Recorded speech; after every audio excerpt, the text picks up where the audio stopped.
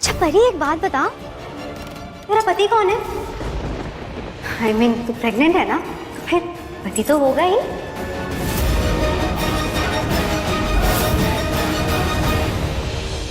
पता है, इसकी कोई गलती नहीं है इसमें बेचारी की। एक्चुअली ये स्मॉल टाउन से है, इसलिए इसकी सोच भी वैसी है। पर मैं भी तो स्मॉल टाउन से हूँ, मैं भी इसी के गाँव से हूँ भाई।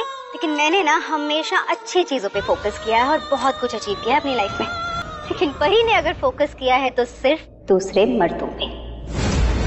राजीव ने चुना आखिरकार परी को। क्यों चुना राजीव ने परी को? नीति को चाहिए इसका जवाब। हाय गाइस, मैं हूं जानवी, वेलकम करती हूं आपका चैनल की तरफ से। वैसे ये जवाब तो आपको भी कहीं ना कहीं मालूम होगा कि राजीव ने परी को ही क्यों चुना।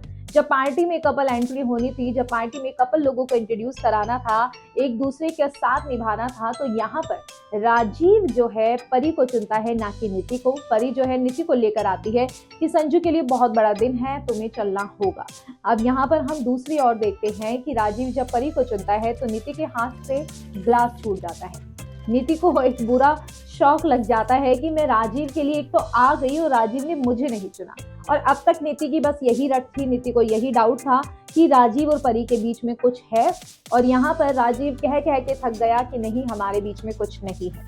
लेकिन अब राजीव ने ये करके जब दिखा दिया कि राजीव ने जब नीति की जगह परी को ही चुन लिया, तो नीति को मिर्ची लग रही है। जी हाँ, आने वाले एपिसोड में कुछ आप ऐसा ही देखने वाले हैं, जहां पर नीति को मनाकर राजीव लेकर तो आ जाता है, लेकिन नीति के मन में वही सब चीजें हैं कि कैसे परी को मैं रास्ते से हटा दूं, या तो परी घर से बाहर हो जाए या फिर मैं परी को अब मार दूं। अब यहाँ पर परी को नहीं आना चाहिए था, नीति ऐसे भी कहती हुई दिखाई देती है।